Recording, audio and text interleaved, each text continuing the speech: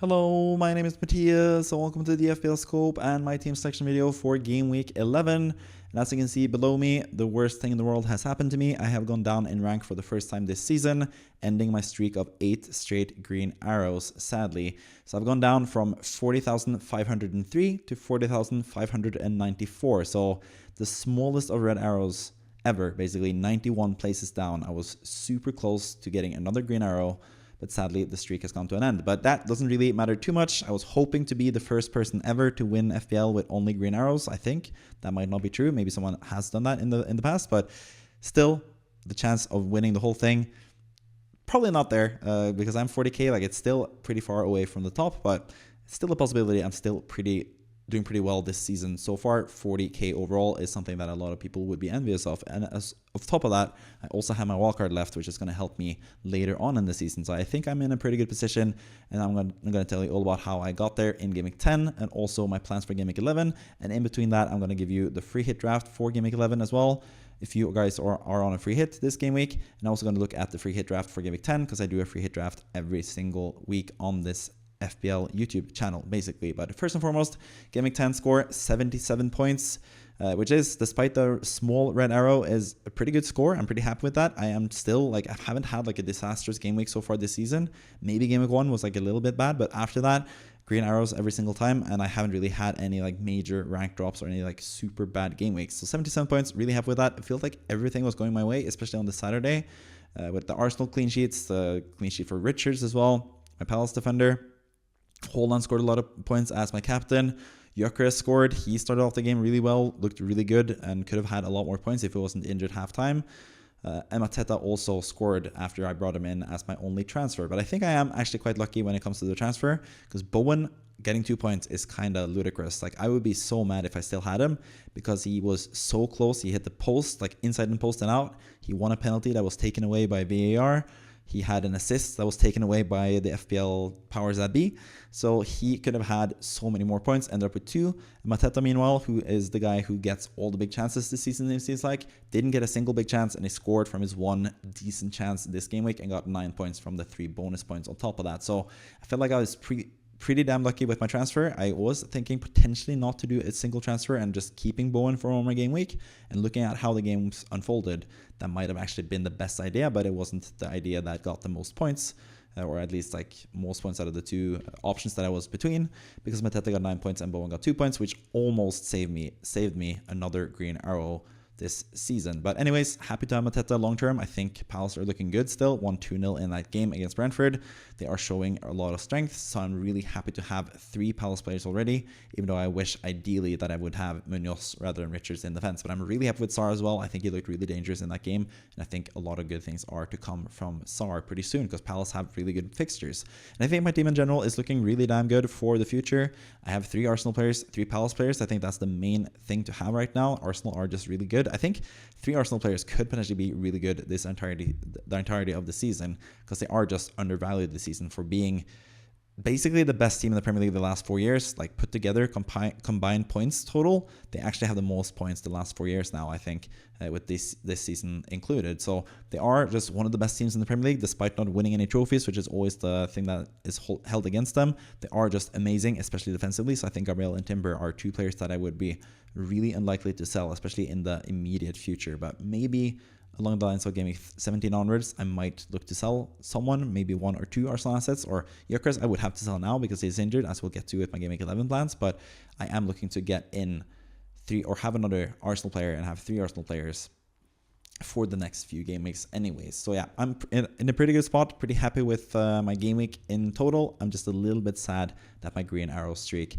came to an end, sadly, but it had to end sometime, I guess, because 38 game weeks of green arrows, I don't think that is achievable. It's going to be super tough. Good luck to you guys if you are still on only green arrows. Could be the case, but I'm at least very happy with where I am currently at this moment of time in the season. What I'm not too happy about with this season is the fact that my free hit scores have been doing pretty badly. And again, this is not the worst game week score, 73 points, but it's once again less points than I did get in my actual team. So this just keeps happening with me. Like, my overall rank is so much better than my free hit overall rank, because like I said, I do make a free hit draft every single game week on this channel, and I do accumulate the points throughout those free hits.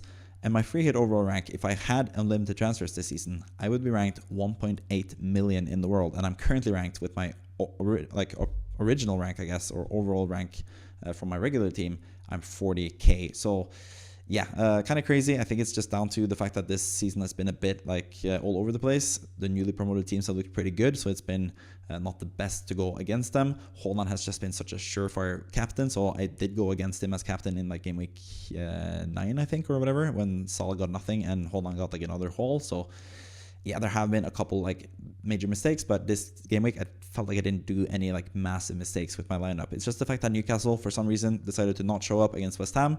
I guess when I do free hit drafts where I do target West Ham, they do perform really well. That's what happened in game week 3 when I free hitted myself, and I brought in 3 Nottingham Forest players who looked good at that point. They won the first game, drew Palace in the second game, then they had West Ham in the third game, who were conceding left and right from corners, and I had both Chris Wood and Milenkovic in that team.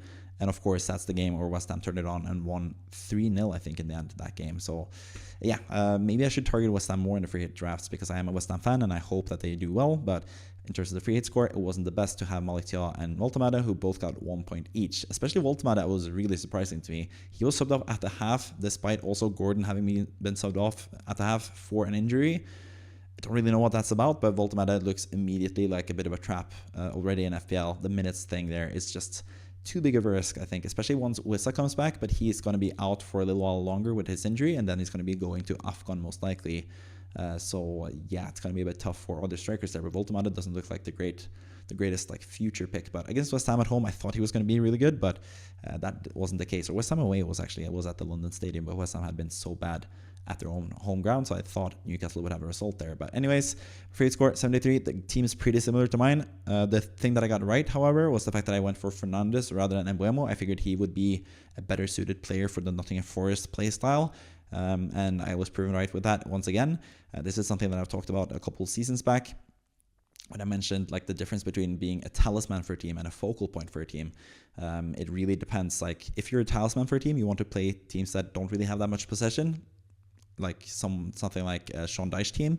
And if you're the focal point, you want to play like, if you're playing like a Man City, for example, I would much prefer Mbeumo rather than Fernandes. Or in this next upcoming game against Spurs, which I think will be more offensively minded because they're at home, I think I'll also prefer Mbeumo over Fernandes in that instance. But against Nottingham Forest, Sean Dyche putting him down the low block there, I think it's better with Fernandes, who's both on penalties. There's going to be a lot of situations in the box, bigger chances of penalties, of course.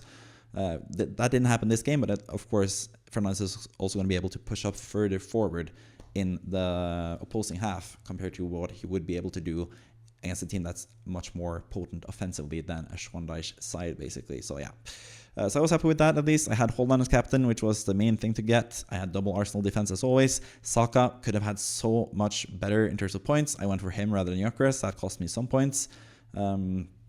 On top of the Newcastle picks, of course, and that's why I ended up with less points in total on the free hit compared to my actual team. But that is just par for the course this season, and that's why I keep saying, and I've said this like pretty much every single team selection video the last few weeks as well, the free hit is a bit overrated as a chip for like for a single game week. I think it's really good as like a bridge between 2 game weeks, especially when it comes to like doubles and blanks later on in the season. You're going to want to keep your free hit chip for those occasions.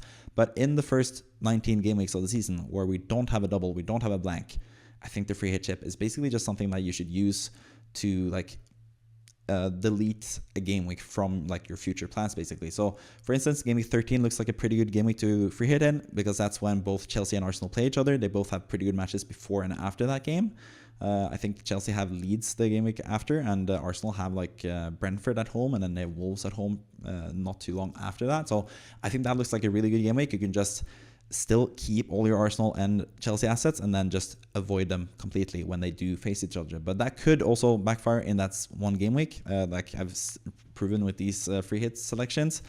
You never know what's going to happen in a single game week, so it could backfire that you remove all the Chelsea players or the Arsenal players more likely, because they are a really good team. But yeah, that's just something you have to look for in the future. But I think Game Week 13 is looking like the best free hit opportunity for me if I still had the chip, but I don't. I used it in Game Week 3, and that set up the best course of action for the rest of my season, in my opinion, at least. So yeah, when it comes to the team, in total as well, like my other alternatives weren't that good either. Ekitike with a blank, Semenyo with a blank against City, and Gyökeres actually did well. He got a clean sheet, got 7 points, so that was actually a pretty good differential player to have there in this squad. But in total, 73 points, a game week rank of almost 4 million, which is not ideal.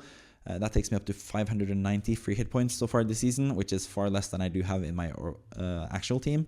And a free hit overall rank of 1.8 million, which is also not the best. But we'll see later on in the season if it works out better. Now we have more and more data available to us, so we'll know more about which players that are the better players to target, and also which teams are the better to target to have players playing against, basically. So yeah, that is pretty much it for Game Week 11. Also, however, there's one more thing that I've done as an adjustment to these videos, something that I haven't really noticed until now, and no one has pointed it out either. The fact that I have, like, on the top right there, you can see that I have the starters that I own section, and I have 5 out of 11 now. Previously, it said 5 out of 15, which is kind of crazy because you don't have 15 starters. So that is just something that I have done a mistake with. Like, I made a mistake in that regard.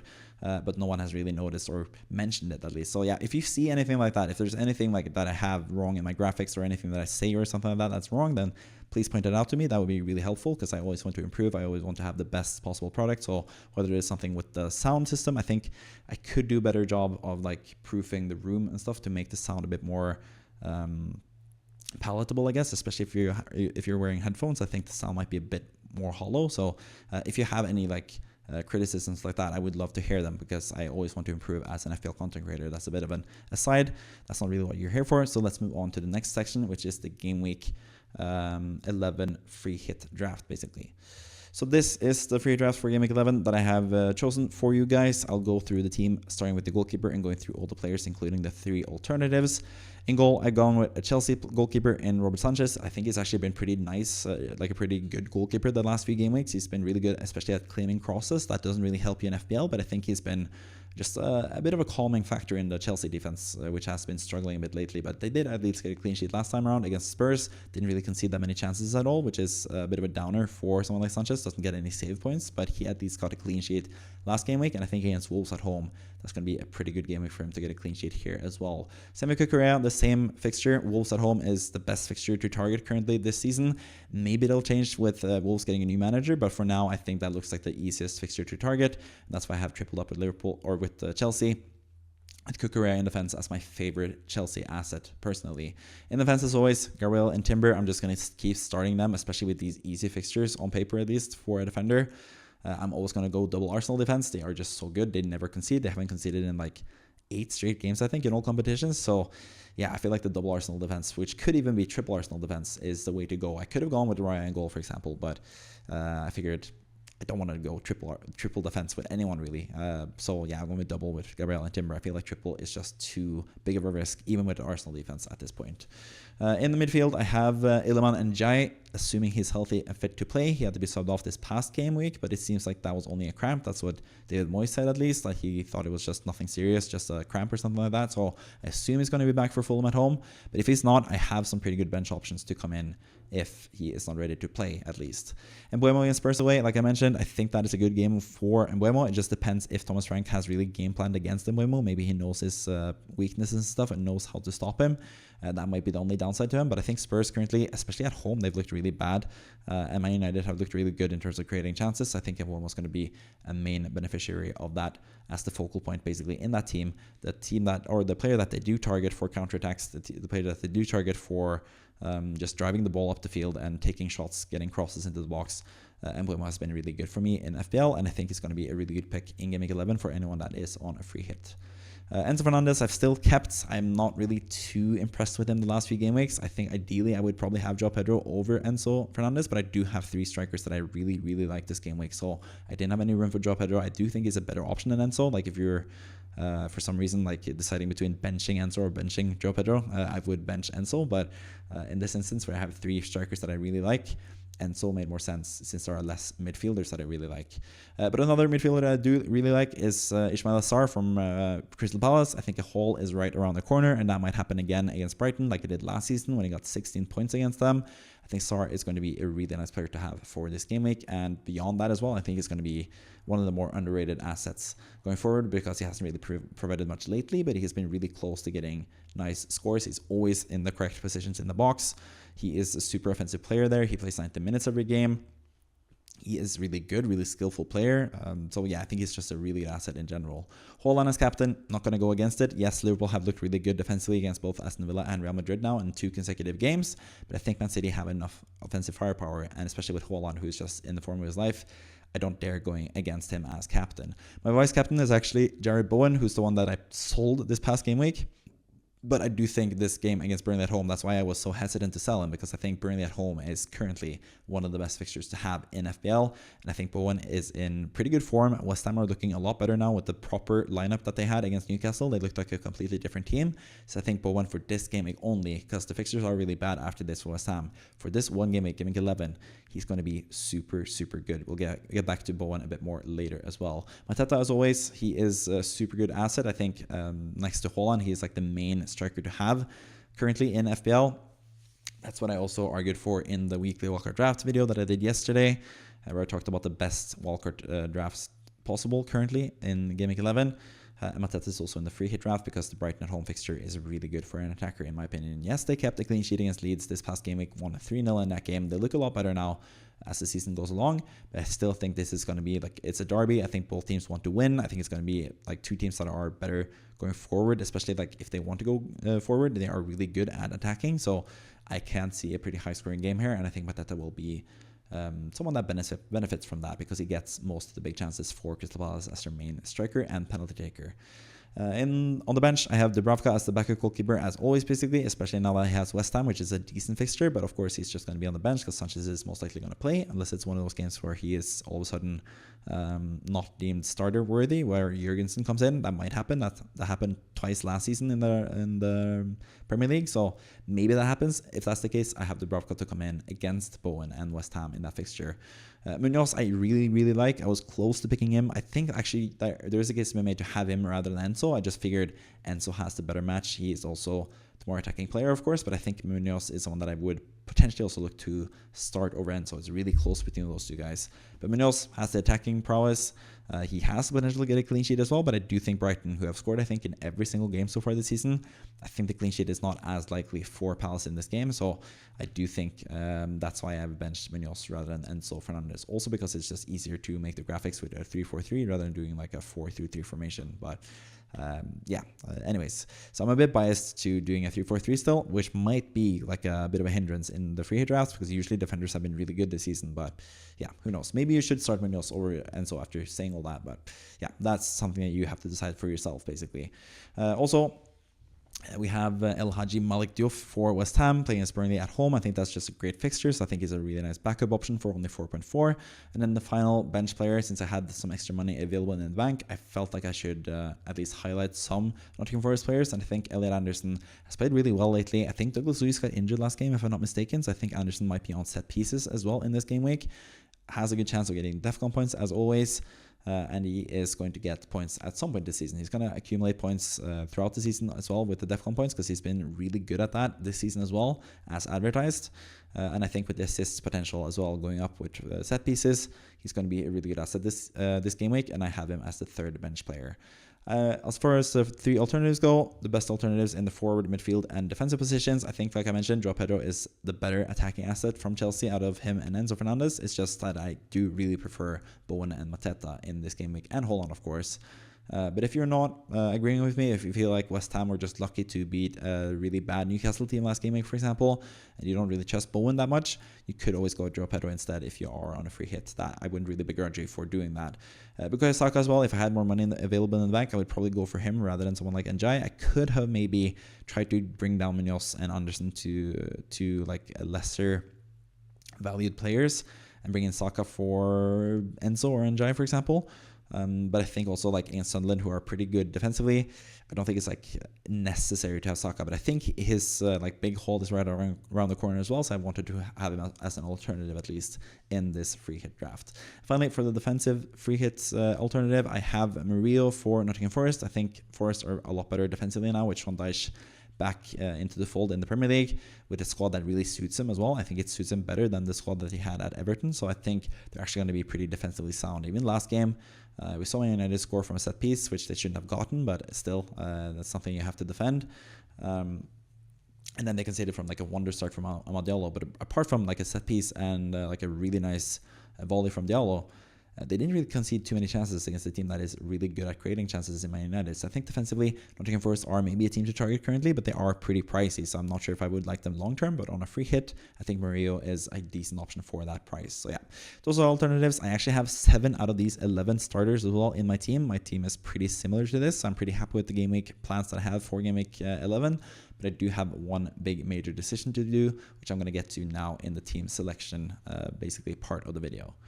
So let's move on to my team selection here, my game week 11 plans, and I'll just go through the team because there's one player that I'm certain to sell this game week. I'll get to him the last, but I'll talk through the team pretty quickly for anyone that's just listening on audio basically. Mats Sells in goal. Still, he's not a good goalkeeper, but like I said, Nottingham Forest are going to be a bit better defensively, especially if Sells ups his game. I think he's been pretty disappointing lately in terms of like conceding a corner, like a straight from a corner, and conceding other like pretty savable shots. So I think he is just a far cry off his form from last season, but maybe now with a new manager, he can start to find his confidence again. Leeds at home, I think, is also a really good fixture for a clean sheet. So Sells in goal, I don't really have any qualms about starting him this game week. In defense, Gabriel and Timber are also in the free hit team, same as Joff, who's on the bench. Really attacking player for West Ham, Joff, against Burnley, who aren't that good. In midfield, Semenyo is the only other change from the actual free hit team. Semenyo is so I have Semenyo, Mbuemo, Enzo, and Sar. The three latter ones I already mentioned now in the free hits section of this video. But Semenyo I think is also like a really good alternative even if you are on a free hit. But Aston Villa have been pretty good defensively, so Aston Villa away it's not the easiest match. So yeah, but Semenyo has to prove himself a little bit now because he has been dwindling a little bit as a prospect. He's pretty pricey now, so I am giving him a couple more game weeks. But if he keeps blanking now against a pretty easy opposition, I would potentially look to sell him on a wildcard, maybe. But yeah, he is still a really good player. He has a lot of quality in him, so I think he is going to be someone that I am pretty happy with starting this game week as well. Up front, I do have Holland and Mateta, just like the free hit team, but I also have Gyökeres, who's injured, and someone that I will have to replace. On the bench, I have Dubravka, Richards, Senesi, and King. Obviously not going to start King because he doesn't really play much more than 60 minutes per game. Senesi and Aston Villa away, I don't think that's too bad of a starter actually. I might actually have him rather than Richards because I think Brighton are like more likely to score than Aston Villa this game week. So I'm probably going to switch that order when I'm now that I'm looking at it basically. But I also have Richards, who I have against Brentford at home. Or Brighton at home. I could start him as well. I could just keep Gyökeres and bench him for Senesi most likely, or Richards. But I do feel like there's so many good striker alternatives that I do want to do. I do want to sell Gyökeres this game. Like I want some other Arsenal asset anyway. Like I think with Havertz coming back, Gabriel Jesus coming back, Gyökeres now being injured, like there's just too much uncertainty with Gyökeres that I don't want to keep him anymore. Even though he looked really good this past game week, I think he's still a good asset. Like if he was healthy and fit to play, I would not sell him at all this game week. But since he's injured, there's just so many other like circumstances that makes me want to sell him this game week. And I have basically 4 alternatives, I think. The first alternative, which is the most likely alternative, option 1, is selling him for Thiago. That was the player I was always looking to bring in for game week 12 anyway. My original plan was just saving a transfer this game week and doing like a double move to get Saka or something like that in game week 12, selling Gyökeres to Thiago and upgrading one of my midfielders to Saka most likely, or Declan Rice. But I might just go a week early. Newcastle looked really bad away against West Ham. They have been really bad away from home in general. I think they have like 1 win since like a long time ago. If I can't remember exactly like the statistic, but Newcastle away from home haven't really been that good under Eddie Howe lately. And I think Thiago could actually be really good already this game week. But originally I was looking at game week 12 when he faces Brighton, and then he has Burnley, I think, in game week 13 after that. But I do think Thiago is a really good striker to have. He's a penalty taker. He plays 90 minutes now per game most of the time for Brentford. Brentford are looking a lot better than they did early season. So I think he is a really good striker. I think he's just a good striker overall. So and he's also not too expensive either. So I think that is my preferred option. I am tempted, however, to go with Jared Bowen because of that really good fixture against Burnley, but that would be more of a short-term punt kind of thing, which I could do now since I have the wildcard in hand, but I'm still looking to save my wildcard until game week 15, potentially even game week 17. So I think I would rather have someone that's better for the next few game weeks, because Bowen would just be like another transfer to Igor Thiago the game week after, and I don't think that's worth it when Igor Thiago has like a decent fixture on paper, I think, for Newcastle not being as good away as they have been. But Bowen, like I mentioned in the free hit draft, I do think is the best striker to have outside of Haaland, or probably the best like attacking player to have outside of Haaland, because I think it looked really good this past game week. Didn't get any payment out for it, especially in terms of FPL points.